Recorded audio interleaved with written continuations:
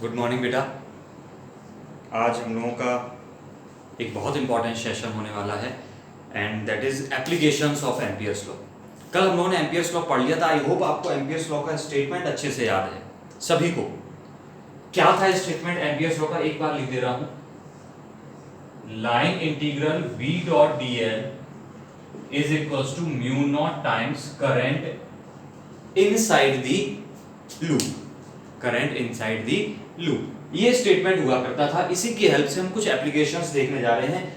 आपको शायद सारी बातें याद हैं। चलिए पहली एप्लीकेशन की बात करते हैं। Field due to long thick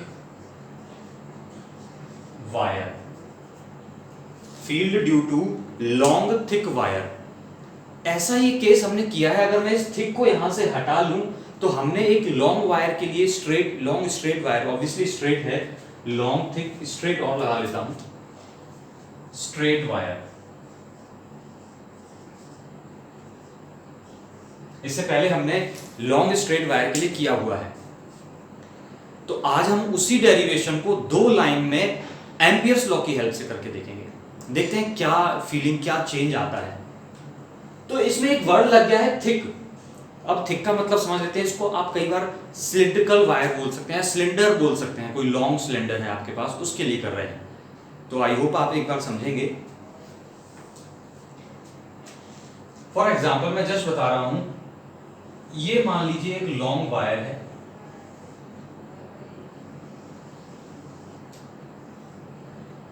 और ये कैसा है, इनफाइनाइट है। कैसा है, इनफाइनाइट वायर है। इधर भी इंफिनिटी तक जा रहा है, इधर भी एंड तक है, बहुत दूर है। और इसकी वजह से मुझे फील्ड निकालना है। तो अब देखना, मैं इसमें कुछ करंट भी है, ऑब्वियसली इसमें कुछ करंट है। मान लिया कितनी करंट है, आई है। वो किस तरफ चल रही है वायर में, ऊपर की तरफ जा रही है। मुझे निकालना है फील्ड। तो दो सिचुएशन अराइज हो सकती हैं। पहली सिचुएशन ये कि मैं इस वायर के बाहर कहीं फील्ड निकालना चाहता हूं, और दूसरी सिचुएशन मैं इस वायर के अंदर फील्ड निकालना चाहता हूं। तो दोनों सिचुएशंस के लिए हम एक बार डील करेंगे। क्लियर? तो सबसे पहले मैं शुरू कर रहा हूं आउटसाइड दी वायर। सबसे पहला केस क्या है, केस 1,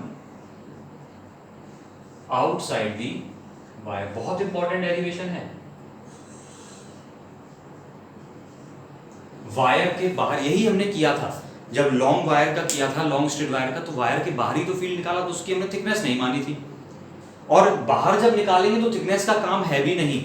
अभी देख लेते हैं एक बार।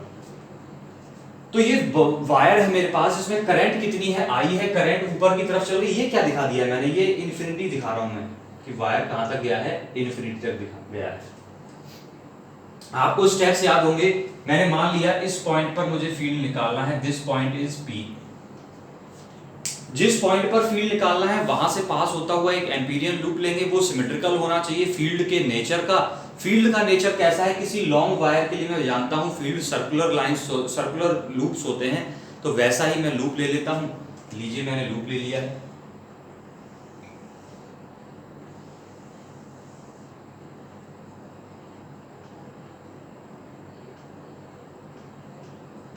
जिस प्लेन में वायर है उसके परपेंडिकुलर प्लेन में फील्ड होता है, वैसे ही उसके परपेंडिकुलर प्लेन में मैंने लूप ले लिया है। अगला काम होता है इसको एक सेंस ऑफ रोटेशन देना।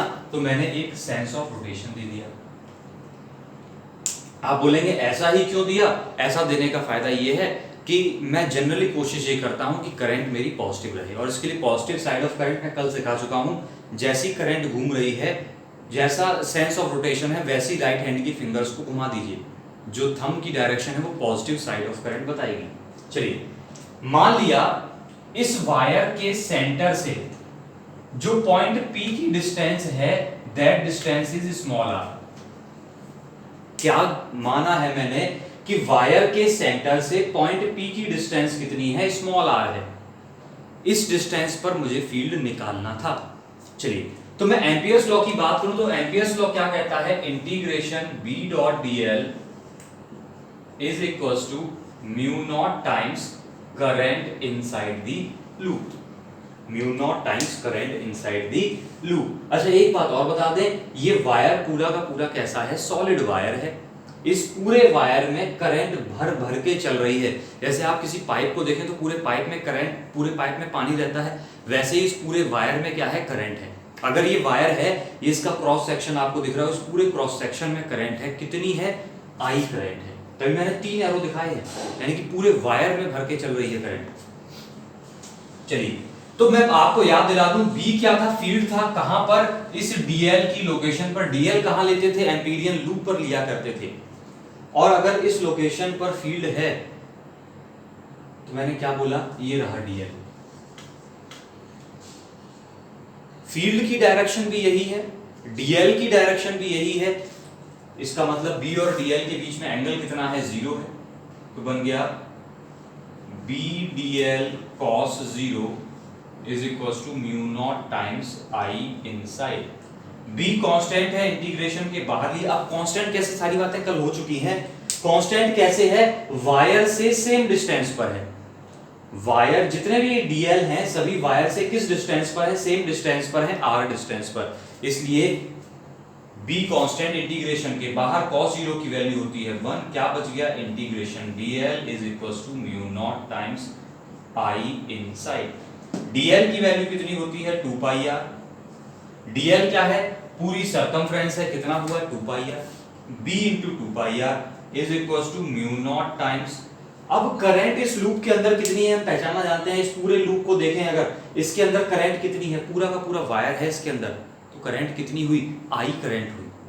इस वायर को पूरा मैंने एक लूप से लपेट दिया और पूछा इस लूप के अंदर कितनी करंट है, जितनी इस वायर में है सारी है। वायर में कितनी है, आई है, ये रहा। तो B की वैल्यू निकल कर आ रही है मेरे पास mu naught I upon 2 pi R. क्या लॉन्ग वायर के लिए यही फील्ड था?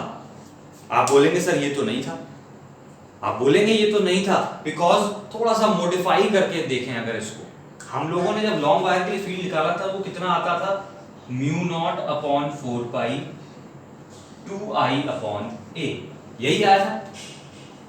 ए का मतलब क्या था, वायर से परपेंडिकुलर डिस्टेंस। तो वायर से परपेंडिकुलर डिस्टेंस इस बार कितनी है, आर है, तो ये आर हो गया। क्या 2 से 4 कट गया, तो क्या बना, mu not upon 2 pi I upon R. क्या यही बना हुआ है हमारे पास? यानी कि वो हमने लॉन्ग वायर के लिए डेरिवेशन कराया था, एप्लीकेशन ऑफ बायो-सेवार लॉ का थर्ड एप्लीकेशन का फर्स्ट स्पेशल केस ये रिजल्ट दे रहा था मुझे। और कितनी देर लगी थी हमें उस पूरी की पूरी कहानी को। अगर मैं बेसिकली देखूं तो मैंने 2 लाइन में समेट दिया है। पहला स्टेटमेंट, दूसरे में वैल्यू, खत्म हो जाता है। ये बीच की कहानी आपको दिमाग में ही हो जाती है प्रोसेसिंग। कहने का मतलब क्या है कि एम्पियर्स लॉ कितना फायदेमंद हो सकता है सिमेट्रिकल सिचुएशंस में।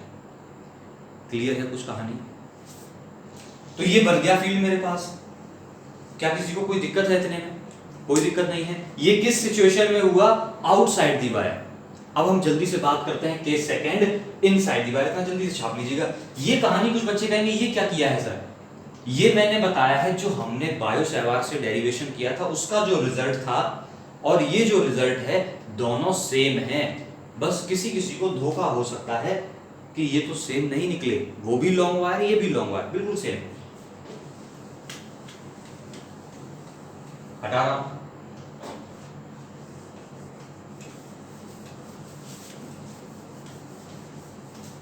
अच्छा एक कहानी यहां पर नोटिस करना, ये आउटसाइड दी वायर था। अब जरा देखना, फील्ड की बात करें तो फील्ड प्रोपोर्शनल किसके है?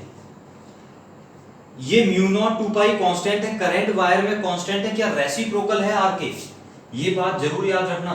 फील्ड कैसा है, रेसिप्रोकल है। किसके? डिस्टेंस के। जैसे जैसे आप वायर से दूर होते जाएंगे वैसे वैसे फील्ड क्या होते जाएगा, कम होते जाएगा, वीक होते चले जाएगा। पता चल रहा है, वीक होता दिख रहा है। क्लियर है इतनी कहानी? ये नोट करिएगा जरूर। और जब ये कहानी आई है तो आप समझ गए होंगे सर एक ग्राफ जरूर बनाएंगे। अभी बिल्कुल बनाएंगे, थोड़ी देर रुकिए।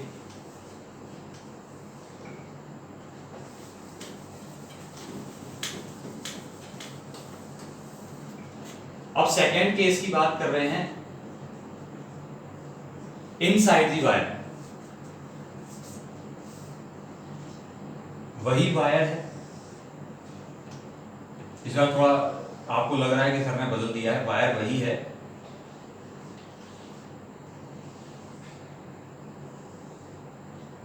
थिक वायर था, तो थिक वायर था, तो ये रहा थिक वायर वही वाला। अब थोड़ा ज्यादा थिक दिखा दिए हैं बस, और कुछ नहीं है। मान लिया इसकी रेडियस कितनी है, वायर की रेडियस कितनी है, आर, कैपिटल आर है। ये वायर भी कैसा है, इनफाइनाइट है। और ये रही इस वायर की एक्सिस। एक्सिस का मतलब जानते हैं ना आप, वायर की एक्सिस है, ये सिलेंडर की एक्सिस है। आर इसकी रेडियस, मुझे इस वायर के अंदर फील्ड निकालना है, इस वायर के अंदर फील्ड निकालना है। मान लीजिएगा इस पॉइंट पर फील्ड निकालना है, और इस पूरे वायर में करंट कितनी है, वही करंट है जितनी अभी बताई थी मैंने थोड़ी देर पहले। कितनी करंट है, आई करंट है। पूरे वायर में आई करंट है। वायर कैसा बताया था, सॉलिड बताया था। याद, एक बात याद रखना, अभी जोड़ेंगे इन सभी बातों को और एक नई बात सिखाएंगे थोड़ी देर बाद। तो वायर सॉलिड है, आई करंट है, पूरे में भर के आई करंट चल रही है। इस पॉइंट पर फील्ड निकालना है। मेरा पहला काम तो यह है कि इस पॉइंट से पास होने वाला एक एम्पीरियन लूप में बना लूं। तो मैंने इस पॉइंट से पास होने वाला एक एम्पीरियन लूप बना लिया। नजरें बहुत पैनी होनी चाहिए, क्या देखने के लिए कि ये लूप कैसा है। ये लूप अगेन इस तरीके से रखा है, ऐसा, ये रहा लूप। कौन सा प्लेन है ये, एक्स जेड प्लेन में रखा है लूप। क्लियर है इतनी कहानी। मैंने इसको सेंस ऑफ रोटेशन भी दे दिया। ये नाम पॉइंट का क्या है, पी नाम है इस पॉइंट का। मैं फिर से क्या अप्लाई करूंगा, मैंने क्या बोला, इस बार डिस्टेंस कितनी है पॉइंट पी की, वही स्मॉल आर है। लेकिन इस बार कहानी क्या है, स्मॉल आर जो है वो रेडियस से छोटी है। ये लाइन बच्चे समझ नहीं पाते हैं थोड़े दिन के बाद। स्मॉल आर क्या है, उस पॉइंट की डिस्टेंस छोटी है किससे, कैपिटल आर यानी कि रेडियस से। और जैसे ये लाइन दिखेगी तो आपके दिमाग में आना चाहिए कि अब ये पॉइंट कहां पहुंच गया है, वायर के अंदर, बीच में कहीं, अंदर कहीं है। और अगर मैं यहां पर लिख दूं small r greater than r, इसका मतलब क्या हुआ कि पॉइंट जो है वो कहां है, रेडियस से बाहर है, यानी कि वायर के बाहर है। चलिए, बहुत छोटी छोटी बातें थी, बहुत बार सिखा चुके हैं। इस डायग्राम को आप फील करके देखिएगा। अगर ये ना दिखे तो मैं इसका आपको टॉप व्यू दिखा सकता हूं, एक बार, सिर्फ एक बार दिखाने की कोशिश कर सकता हूं। इसको ऊपर से देखें आप, अगर ये आपकी आंखें हैं, आप इसको अगर ऊपर से देखें तो क्या दिखाई देगा, ये वायर का क्रॉस सेक्शन दिखाई देगा, करंट ऊपर आती हुई दिखाई देगी, और ये लूप दिखाई देगा। ऐसा ही होगा ना, बना सकते हैं ऐसा क्या हम, अगर आप चाहें तो। ये वायर है, ये इसमें करंट है, करंट बाहर आ रही है इसलिए मैंने डॉट से दिखा दिया। आप ऊपर देखेंगे तो करंट आपकी तरफ आ रही होगी, और ये एम्पीरियन लूप है, दिखा। और एम्पीरियन लूप पर ये मेरा सेंस ऑफ रोटेशन है जो मैंने ये लगाया हुआ है। तो ये इसका कौन सा व्यू है, क्रॉस सेक्शन व्यू बोलते हैं या फिर टॉप व्यू बोलता हूं मैं अपनी लैंग्वेज में। क्या बोलता हूं, टॉप व्यू। टॉप व्यू का मतलब ऊपर से देखने वाला, मतलब ऊपर से देखा मैंने वायर के। चलिए, तो मैं बात करता हूं एम्पियर्स लॉ अप्लाई करता हूं। फिर से कहानी वही है, integration b dot dl is equals to mu not times i inside the loop. बहुत सिंपल सी कहानी है। b और dl के बीच में जो एंगल है हमारा, b और dl के बीच में एंगल फिर से कितना है, 0 है, बिकॉज करंट किधर चल रही है, ऊपर।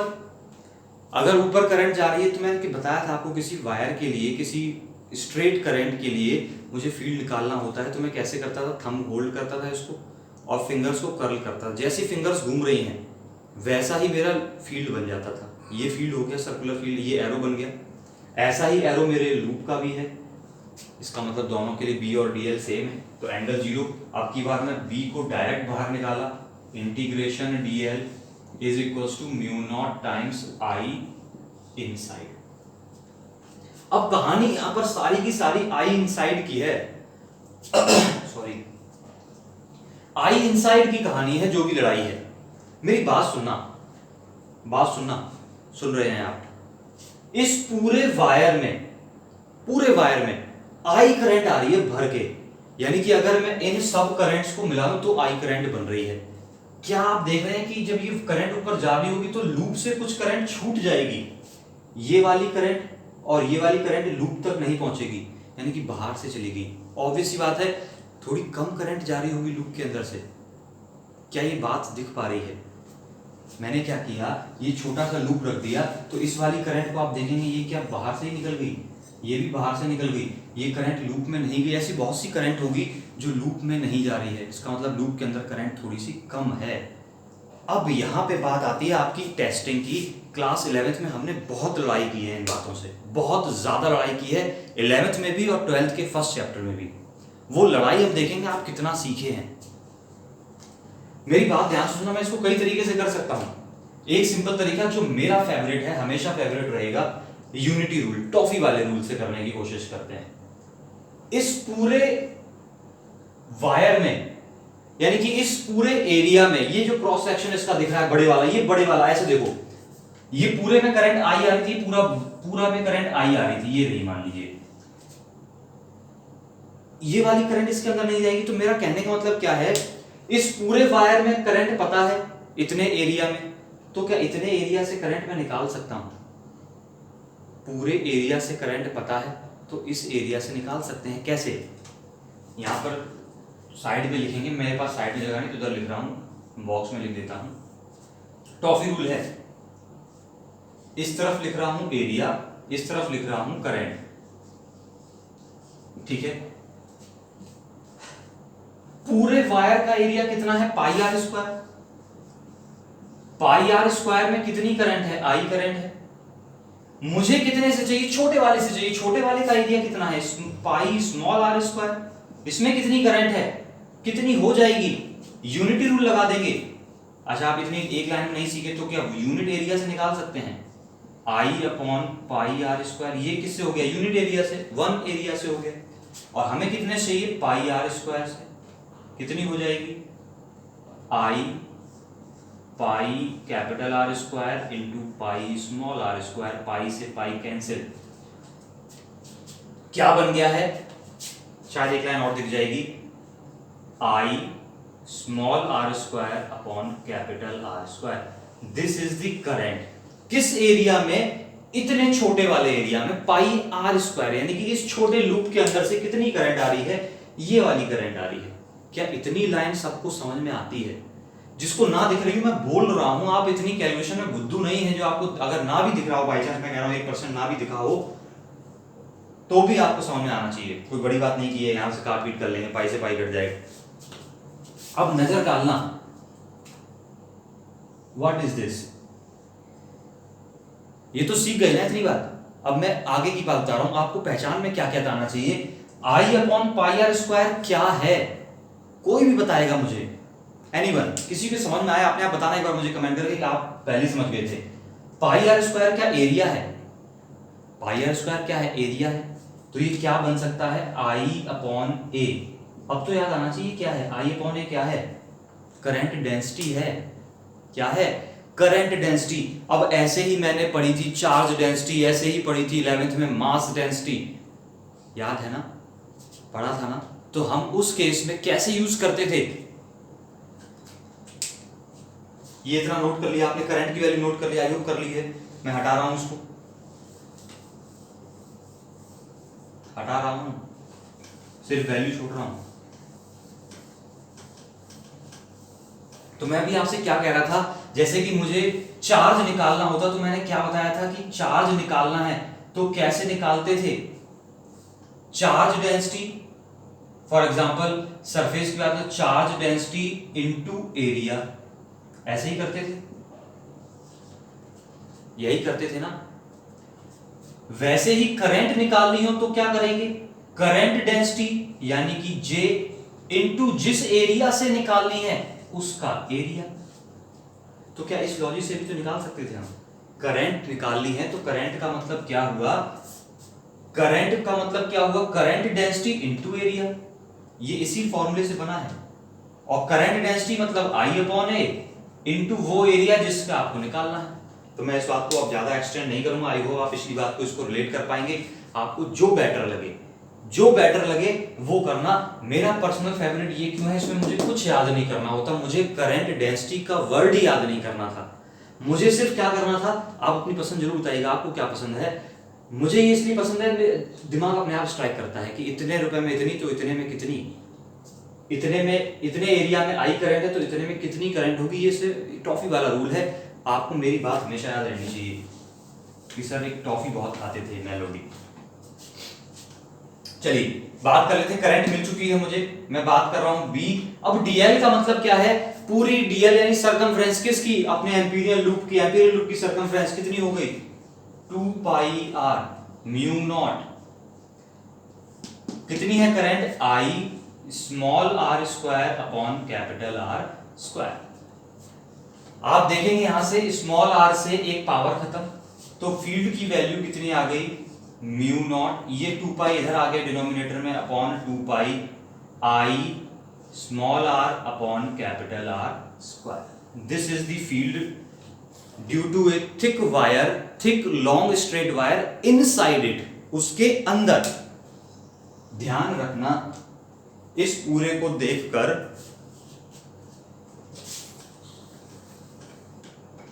क्या क्या कांस्टेंट है, mu not upon 2 pi constant है, आई करंट है, कैपिटल आर रेडियस है वो भी कांस्टेंट है, क्या बचा है स्मॉल आर। तो क्या निकल कर आया, field is proportional to small r, directly proportional to small r. इसका मतलब जैसे जैसे मैं एक्सिस से दूर जाते जाऊंगा फील्ड बढ़ते जाएगा, कहां तक, सरफेस तक, और सरफेस के बाहर फील्ड कैसा होने लगेगा, घटने लगेगा। तो ग्राफ बना देते हैं अभी हम, इतनी बात हो गई।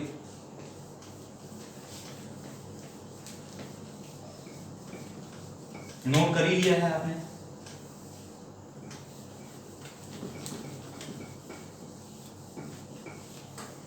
अब बात कर लेते हैं graph between field and small are.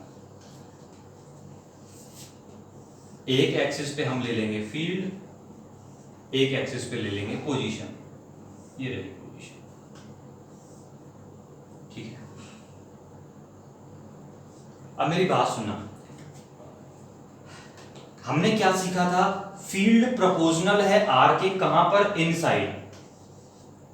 Field reciprocal है आर के कहां पर, आउटसाइड। क्या इन दो बातों को मिलाकर हमने ग्राफ एक बार और बनाया है, आप बताइएगा कब बनाया है, पीछे पेज मत पलटिएगा। इस तरीके की कहानी के साथ हमने ग्राफ एक बार और बनाया है, ये रहा डायरेक्टली प्रोपोर्शनल का ग्राफ।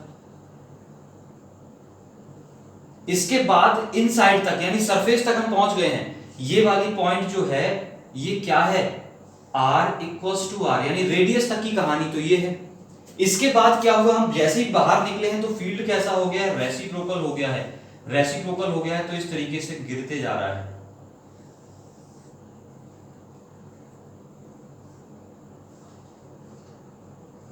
ठीक है, इंफिनिटी पर जाकर कहीं मिलेगा।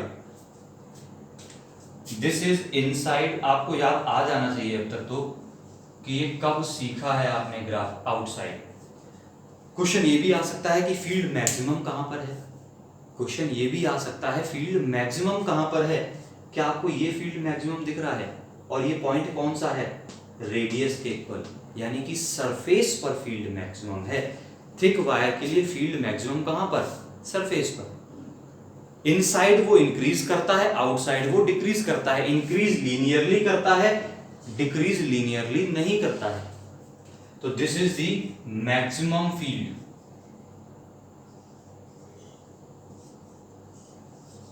फील्ड में कुछ गड़बड़ हो गई है, फील्ड कहां पर, एट द सरफेस। ये कौन सा पॉइंट है, सरफेस का पॉइंट है। क्लियर है इतनी कहानी, आई होप सब बातें क्लियर हैं इतने में। अब एक क्वेश्चन मैं आपके लिए छोड़ के जा रहा हूं, अगर वायर सॉलिड ना होकर हॉलो होता, फॉर एग्जाम्पल ये एक हॉलो सिलेंडर है मान लीजिए, और इसमें करंट है आई, तो इनसाइड फील्ड क्या होता, तो इनसाइड फील्ड क्या होता। This is your question for the homework. ये आपका होमवर्क का क्वेश्चन है। कहानी समझ गए? अगर वायर हॉलो होता तो इनसाइड फील्ड क्या होता, या आप समझ गए होंगे आगे की कहानी। क्लियर है इतनी बात? अच्छा, एक और बात, कंफ्यूज मत होइएगा। एग्जाम में अगर पूछा आता है कि लॉन्ग वायर के लिए एम्पियर्स लॉ की हेल्प से फील्ड बताइए, तो भी हमें यही करना है जो हमने आउटसाइड वाला केस किया है। लॉन्ग वायर के लिए फील्ड निकालना है एम्पियर्स लॉ की हेल्प से, तो लॉन्ग वायर का हम फर्स्ट केस ही करेंगे। ठीक है, ये मैंने मर्ज कर दिए हैं दो अलग अलग डेरिवेशंस को, दो अलग अलग बातों को, और बहुत सावधानी से मर्ज किया है, आपको बता भी दूं। समझ गए हैं आप? एम्पियर्स लॉ की हेल्प से किसी लॉन्ग स्ट्रेट वायर का आ जाए डेरिवेशन, तो यही वाला करना है जो हमने फर्स्ट केस किया था। अगर इनसाइड पूछता है तब ये सेकंड वाला केस हम निकाल के लाएंगे पिटारे से, वरना हम नहीं निकालेंगे, उसको ये छुपा के रख लेंगे अपने पास। समझ गए? और बहुत इंपॉर्टेंट क्वेश्चन है ये एग्जाम के पॉइंट ऑफ व्यू से, मेरी बात सुन लेना। चलिए फिर मिलते हैं अगले लेक्चर में। Till then all the best.